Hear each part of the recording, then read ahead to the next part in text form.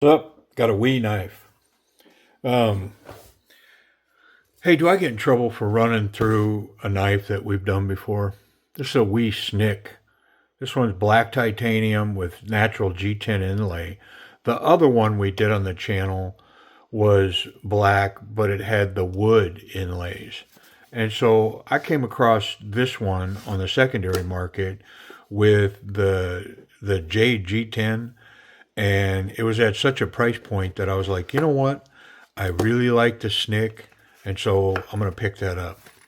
I purged the other one with the wood, and I'm thinking maybe this one I keep. We'll see. It was repped as in uh, out of the box new condition,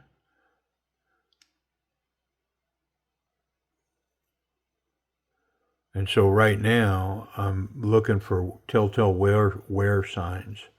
You know, the front of the pocket clip will usually show it. The front of the scales. I mean, first impressions say that it's holding up to that status. Let's look at the blade. I mean, first off, I mean, you see why I'm interested in this knife, right? Like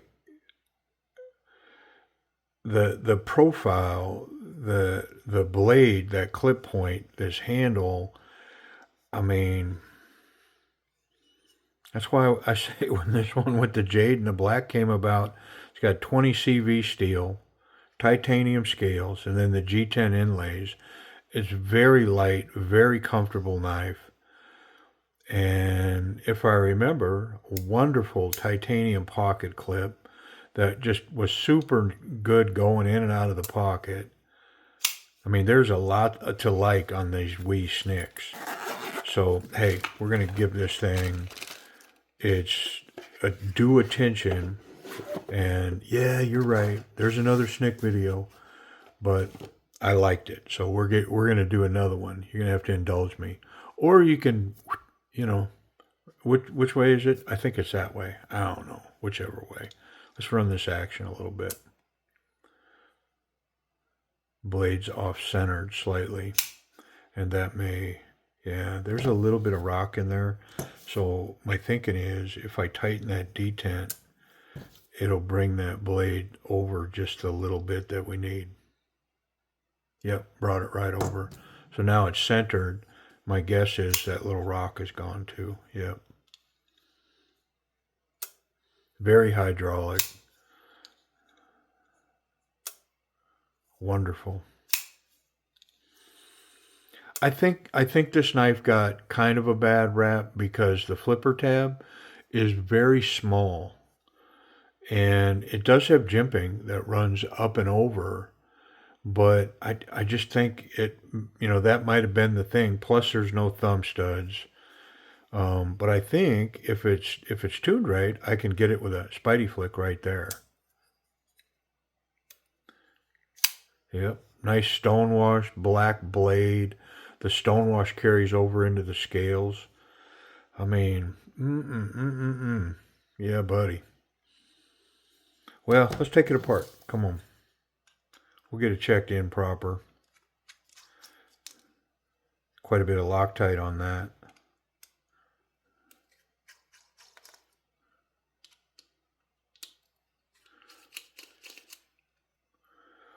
And I am going to pull the pocket clip.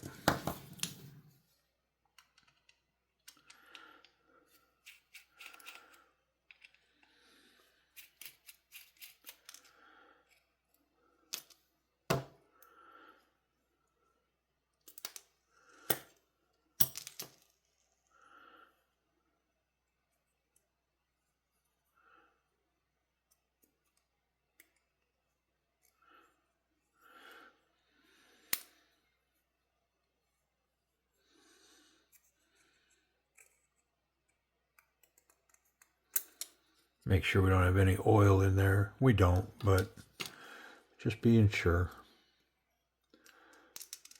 Got hardened washers, cage bearings. It's got these gold, I think anodized titanium. Let's see if they're steel. No, it's titanium.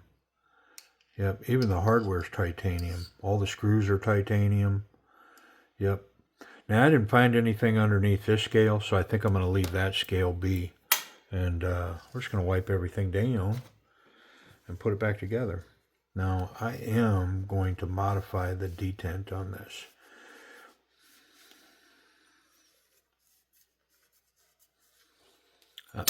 I mean, look how far out that's hanging. That is so far out there. I think I'm gonna guess a little, and I'm gonna take about half of that off of there, like so, and see what happens to our action. If I got to take it apart again, I was gonna have to take it apart if I waited either way. So this way, there's a chance I won't have to take it apart again. This way, there's a chance that I got it right the first time.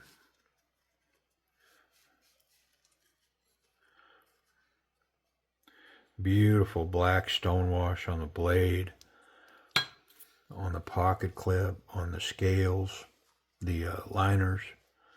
Yeah, she's pretty. All right, let's get our washers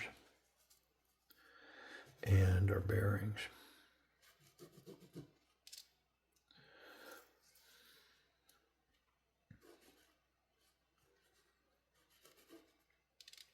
It's really dry in here too. A little oil is going to go a long way. A little lightweight oil.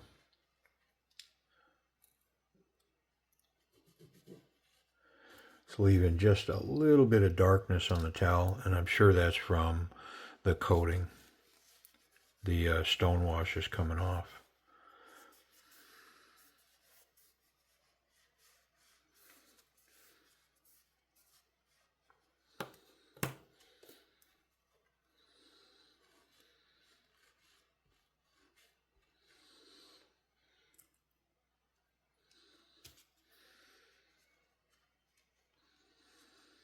All right, let's get it back together.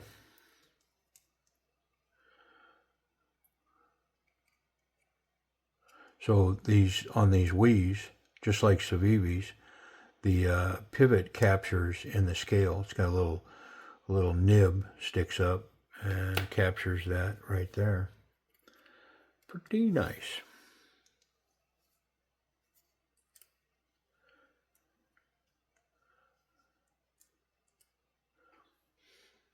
A little dab will do. A little Dahmer goo. What's a Dahmer goo?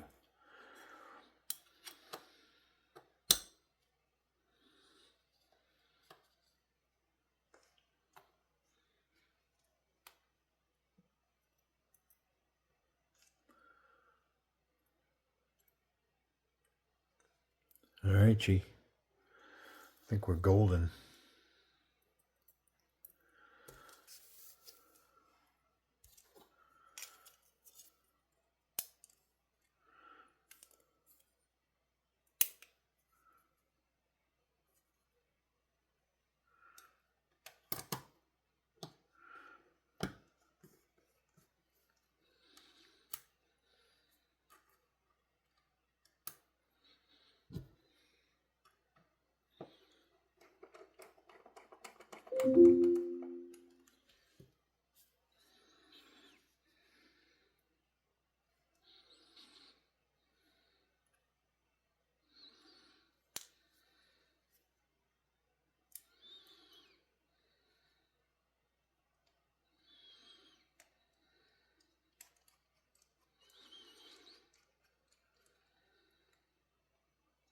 Let's check our action.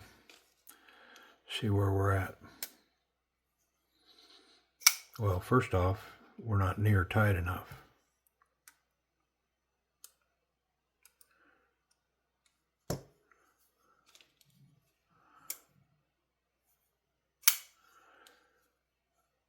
Well, it's much improved and very snappy.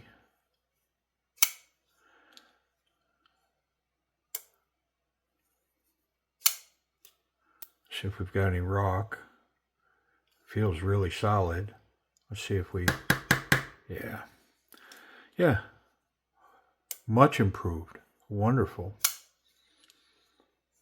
All right, I'm going to put this little scale screw on. Where does this pin go? Oh, come on. It goes back here for the lanyard. A lanyard. It's kind of an odd word, isn't it? Lanyard. That's all right. That's what I'm here for. Take things apart, put things together. Could do it a little smarter.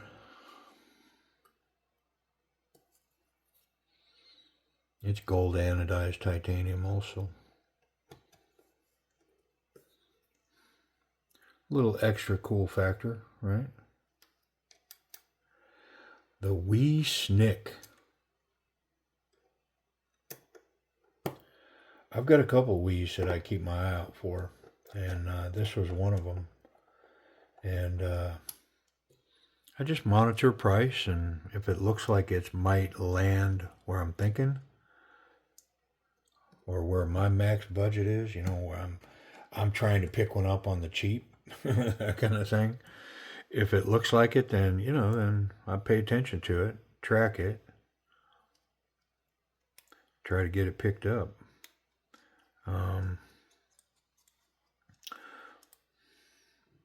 I have a carbon fiber Esprit,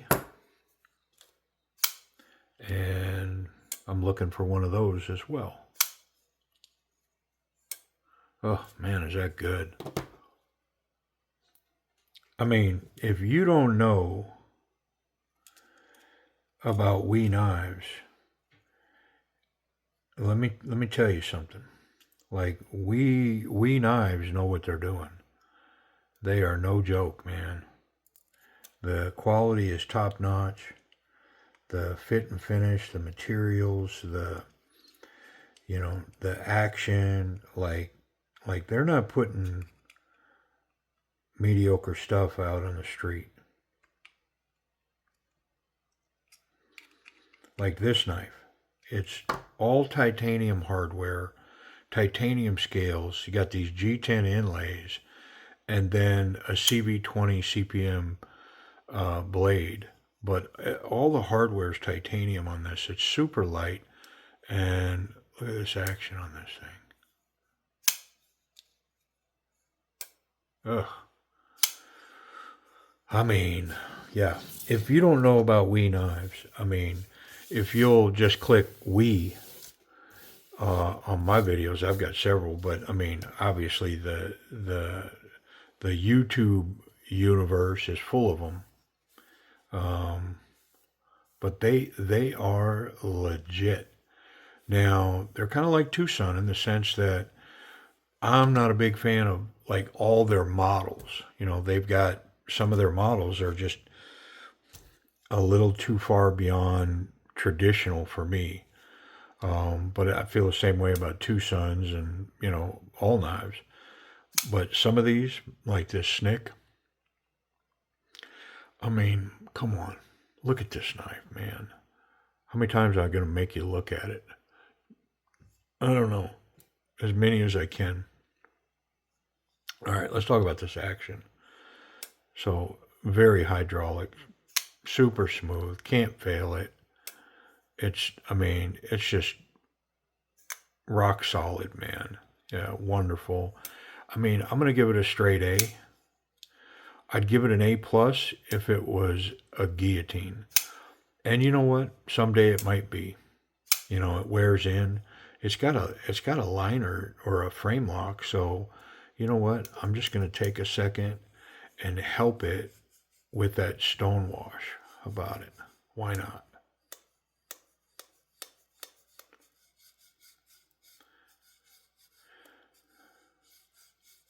I mean, with that pressure that I'm putting on it, I probably just added about 1,000 opening and closings.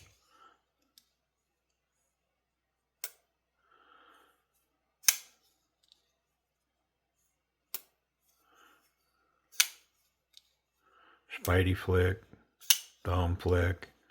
Yeah, this thing is legit. Let's do ergonomics. So not so confident, confident, very confident. I mean, this thing rocks it right over a confident grip and starts heading towards very confident. Basically, combat jimping on the spine.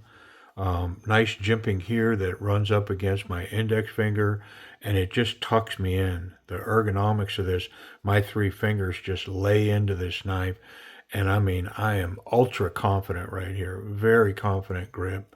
The reverse grip, I mean, made for the thumb to platform here. Yeah, I mean, come on, wonderful. And then I can get here if I'm going to hammer down. I mean, this is legit. I'm behind this. It's going to hold me back from going over the edge of that blade. I can kind of cap over with my thumb. I mean, I am really locked in here. I'm pretty sure I could push that blade through a cinder block. Yeah, pretty nice. I'm not going to do it here on camera and, it'd be a letting. Yeah, wonderful. Let's check the pocket clip. I mean, boy, I really wasn't counting on keeping this, but it was in the back of my mind. Deep carry, got just the tiniest little bit poking out of the hole. And I think the design of the clip is such that the knife is made for an angled pocket, and so it'll follow the curve of the pocket. Yeah, wonderful tension. Standard jean size material, same thing. It's in there. I like the milled holes. My spot here on the back pocket, yeah, it fits perfectly for my pocket.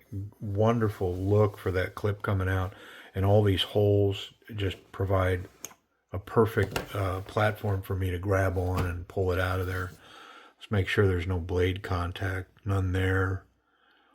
None on the tip. So the clip is awesome. The tip is good.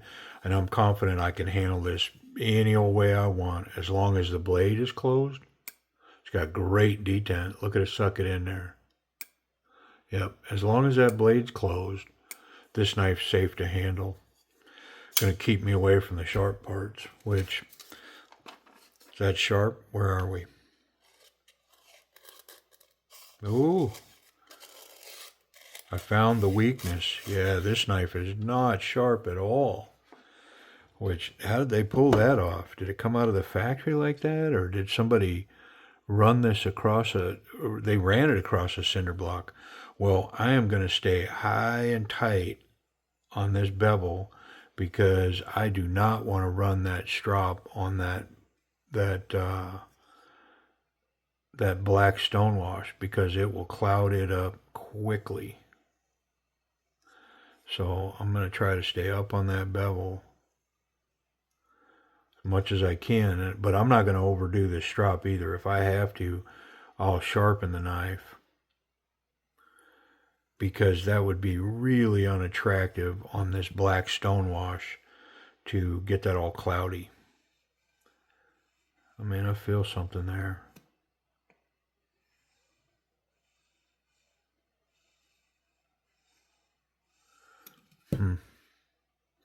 Let's run it a couple of times here. Really a high angle strop here. I just want to be on the bevel.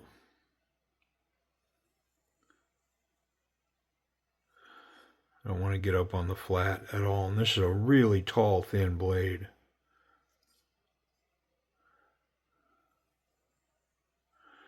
And would this not knife not? Would this not knife, what? What? Would this knife not be a wonderful candidate for a beautiful laid back mirror edge? This black and just gorgeous. All right, well, let's see what we did. Because, man, that didn't want to cut at all.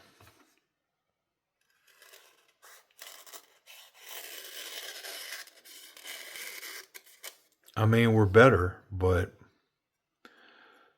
it's still not great. All right, I'll be right back.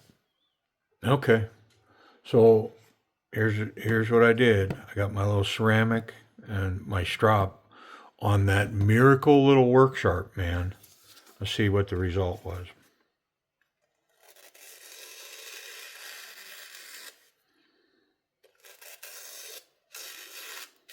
Yeah, I mean, transformed the knife. Completely different. Yeah. And I didn't do much, so I mean, if I really spent some time on it, I could probably get it just right. But just on the edge of that ceramic right there,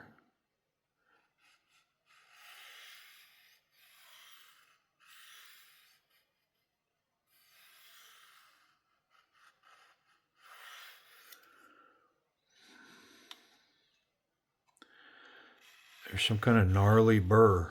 There's some kind of thing going on there. Can't say I know what, but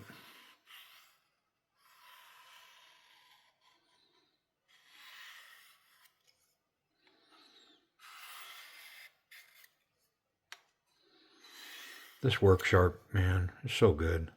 I mean, I'll put it right up there with this wee snick knife for sure. It's legit. It's so easy to just grab onto this thing, and when I'm having edge troubles versus even changing belts, I couldn't imagine like with diamond stones and putting all that work in, and doing all that. Like my belt system is really quick, but this, I don't got to turn nothing on. I don't got to do nothing. I just gonna make some passes. All right, where's my paper?